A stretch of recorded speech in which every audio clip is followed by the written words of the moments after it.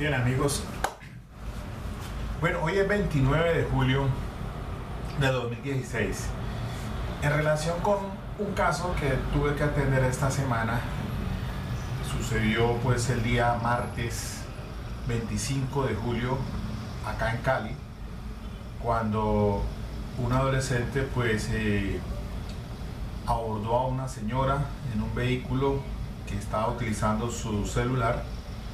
Después de despojarla del artículo, huye en la moto y inmediatamente la reacción de la señora fue alcanzarlo metros más adelante, atropellándolo, y fue de la manera en que se produjo pues la captura de este joven, que fue procesado entonces al día siguiente.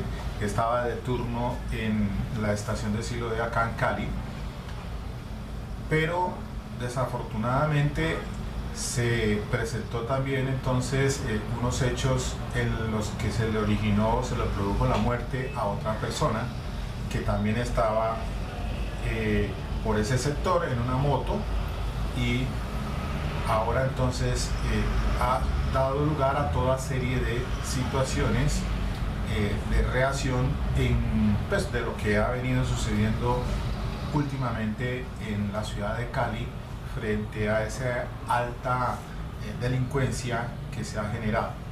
Y entonces ha sido polémica la respuesta o la reacción que tuvo la persona frente a estos hechos. Pues bien, no me voy a entrar muy a fondo en relación con el joven, porque obviamente tengo que proteger su identidad y su dignidad.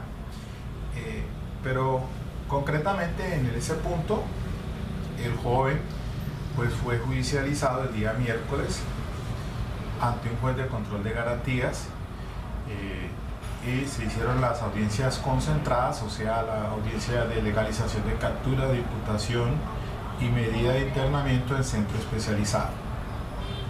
El joven aceptó los cargos por un delito de hurto calificado, que fue el que imputó la fiscalía frente a estos hechos, los hechos fácticos. Pues recordemos que el desapoderamiento que se da del celular de la señora, posteriormente pues es cogido en flagrancia de delito con un arma que resultó ser de juguete. Entonces solamente se da la tipicidad es por hurto calificado, al utilizar la violencia con esa arma que después resulta ser de juguete, doblega la voluntad de la persona, y entonces hay el apoderamiento del artefacto, del móvil, de un celular. Y bajo estas circunstancias fácticas entonces hay la aceptación de cargos, y posteriormente entonces viene la audiencia de medida de internamiento en centro especializado por el juzgado, dada la gravedad de los hechos, atemperándose a los principios constitucionales y todo lo que regula en estos casos la medida de internación frente a los menores de edad, que es la ley 1098 del 2006, Código de Infancia y Adolescencia. Pues determina el juez de garantías que debe estar en un centro especializado.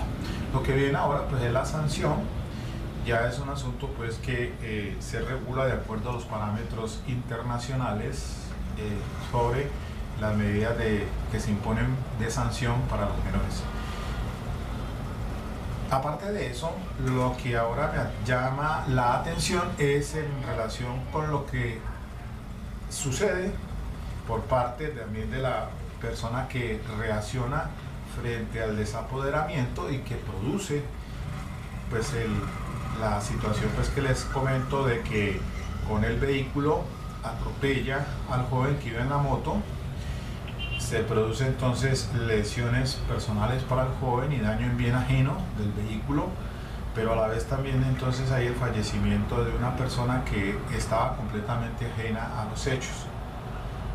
Revisemos entonces este asunto desde el punto de vista académico y comenzamos entonces refiriendo a la legítima defensa. Vamos a tocar también el estado del miedo insuperable. También podríamos hablar del estado de ira, el intenso dolor. si hay excepción de legítima defensa, en fin. El punto de referencia es la sentencia 38635 del 4 de marzo del 2015, quien es ponente el doctor Eugenio Fernández Carlier. Allí hace pues en esa casación de esa providencia, pues toca el tema puntualmente frente a si hubo una legítima defensa y también sobre el estado de necesidad, porque el libelista o el casacionista es un caso de un oficial que se produce dan de baja en un presunto operativo del ejército a una persona quien había sido pues advertido como narcoterrorista. Se da entonces de que es absuelto en primera instancia, pero el tribunal revoca la decisión y lo condena por homicidio agravado. En este caso también entonces se da una presunta falsedad ideológica en documento público por aquello de la operatividad, entre comillas, que se quiso justificar por parte del oficial que era un operativo. Pues bien, el punto es que la legítima defensa, mire su estructura. Se habla de los elementos de la legítima defensa. Recordemos que es el artículo 32 en su numeral sexto, que contempla la legítima defensa del Código Penal. Los elementos son los siguientes: debe haber una agresión ilegítima o antijurídica, por eso se habla de una agresión injusta, que ponga en peligro algún bien jurídico individual. Segundo, el ataque al bien jurídico ha de ser actual o inminente. Esto es, que se haya iniciado o sin duda alguna vaya a comenzar y que aún hay posibilidad de protegerlo. Tercero, la defensa debe resultar necesaria para impedir que se haga efectivo. Cuarto, la entidad de la defensa debe ser proporcionada, cualitativa y cuantitativamente. Esto es decir, respecto de la respuesta y de los medios utilizados.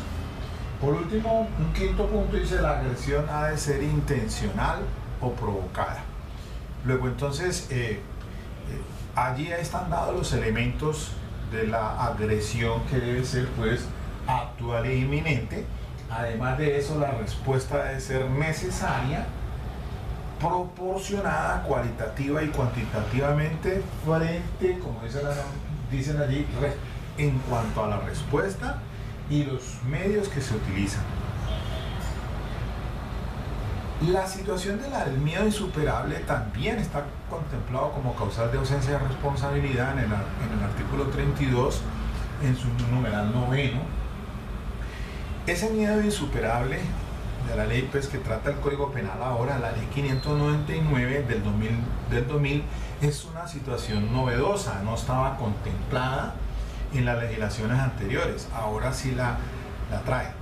Pues en relación con el miedo insuperable también hay unos subpresupuestos, y allí en ese recuadro está la sentencia 32585 del 2010, y los requisitos son los siguientes. Primero, la existencia de profundo estado emocional en el agente por el temor del advenimiento del mal. Segundo, miedo insuperable que no le deja ninguna posibilidad de actuar como lo haría el común de los hombres. Tercero, el miedo debe ser el resultante de una situación capaz de originar en el ánimo de la persona una situación de tal intensidad que, aunque no excluye la voluntariedad de la acción, sí enerva la fuerza compulsiva necesaria para autodeterminarse.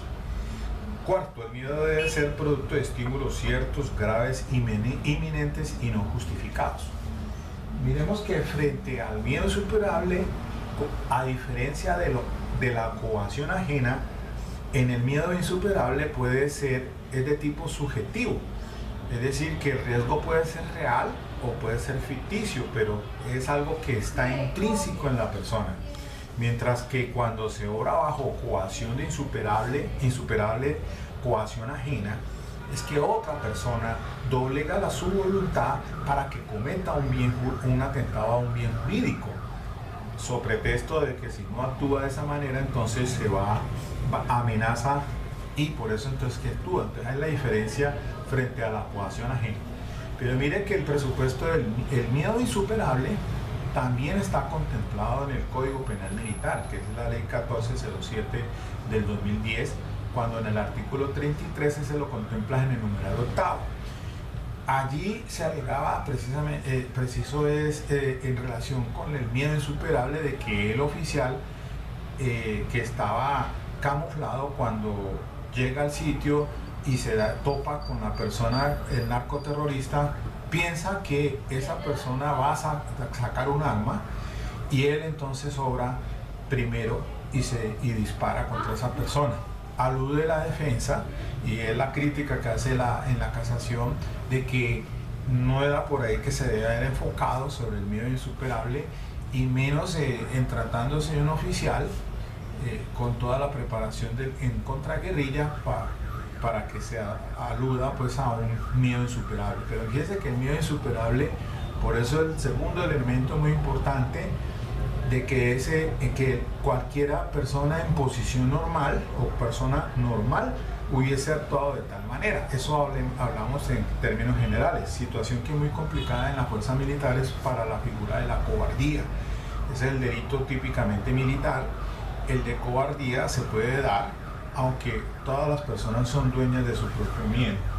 La otra situación es de la ira y el intenso dolor, que es un estado también la conducta punible, dice el artículo 57 del Código Penal, la ley 599 del 2000, que se puede realizar la conducta punible también por el estado de la ira y el intenso dolor, o causado por una actuación grave e injustificada. Entonces, eso nos coloca en la situación académica de reflexionar qué pudo haber sucedido en el caso de la señora. Si fue una reacción tardía, qué delitos cometió, y ahora está siendo investigada entonces por esos hechos. Mirémoslo desde este punto de vista muy rápidamente. Si la señora hubiera reaccionado inmediatamente a esa agresión injustificada del joven, que la aborda y le pide su celular con un arma, la cual después se da cuenta de que es de juguete, pero nadie está en la posición de saber si esa arma es o no es de verdad.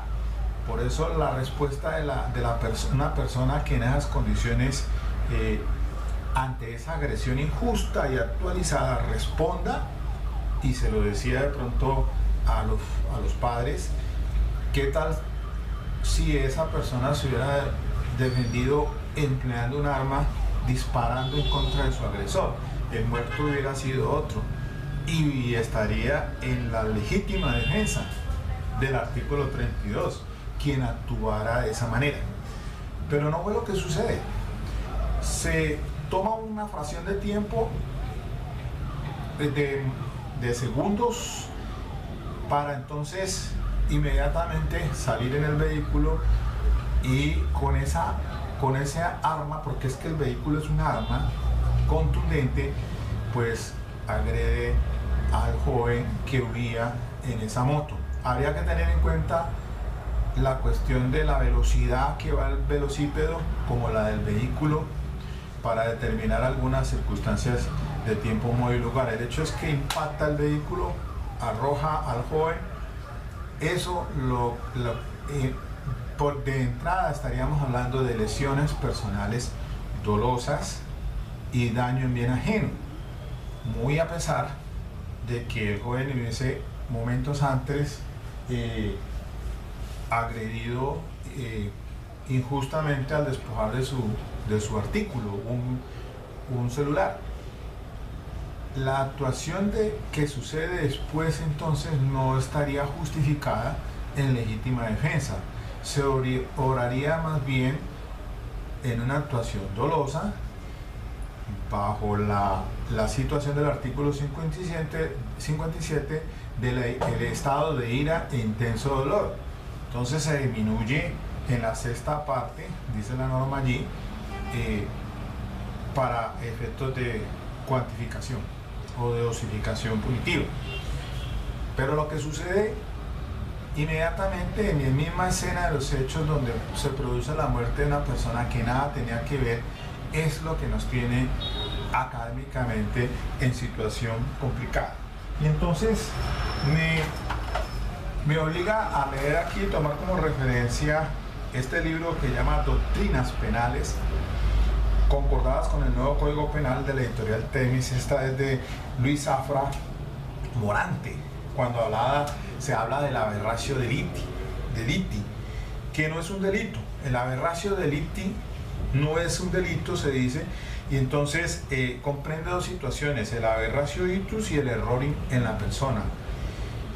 El aberratio ictus ocurre cuando la acción se dirige contra determinado sujeto, pero resulta ofendida a otra persona distinta, debido a un error en el golpe. Pedro dispara contra Diego y mata a Antonio, que en ese momento pasa por el lugar de los sucesos. Allí el dolo está dirigido a matar a Pedro, o le dispara a Pedro, pero Pedro dispara contra Diego, pero mata a Antonio. Ese dolo se traslada, es igual. Entonces se responderá por un homicidio intencional. En cambio, el error en la persona, el error in persona, acaece cuando la gente se equivoca sobre la identidad de la víctima, que en lugar de dispararle al padre, en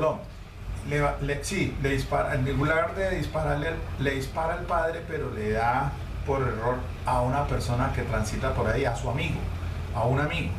Entonces diríamos que ese dolo, y en este caso homicidio agravado por el parricidio, responderá entonces en iguales condiciones, porque es error en la persona. El dolo, como decía Carrera, se quiere matar y un muerto se ha obtenido.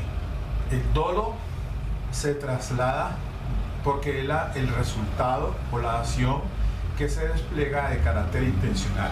En este caso, para no ahondar más en darle vueltas al asunto, diría que en relación con el resultado muerte de una persona que no tenía nada que ver allí, podríamos estar hablando de no error en el golpe, sino por la imprudencia, porque esa es la culpa. Recordemos que la culpa con representación o la culpa sin representación. Dado que se da un accidente de tipo automovilístico porque arrolla la moto en la que iba el joven, pero al tiempo, por la colisión, se produce la muerte de otra persona que estaba en otra moto, diríamos entonces que bajo esas circunstancias no hablamos de error en el golpe, sino que es producto de la imprudencia que despliega esta persona toda vez que dirige, sí, con intención de lesionar dolosamente o de lograr de que se detenga el joven, causándole entonces lesiones personales de tipo doloso y también daño en bien ajeno, pero se produce la muerte de otra persona que nada tenía que ver allí. Diríamos que no es el caso fortuito, sino por la imprudencia, porque debió haber pensado de que creaba un riesgo jurídicamente desaprobado al iniciar la marcha en el vehículo a toda velocidad, tratando pues de darle alcance al joven y de hecho golpeándolo con su vehículo y tumbándolo de la moto, y a la vez entonces en la misma colisión se produce la muerte de otra persona del mismo resultado. Sería lo más adecuado e indicado no hablar de que error en el golpe, sino, o en la doctrina como lo trae, sino de lo que se produce entonces finalmente. Mire que son situaciones que han dado todo tipo de elucubraciones, hemos dado académicamente muchas discusiones en el tema y prácticamente es difícil porque una cosa pues es la teoría y otra cosa es la práctica.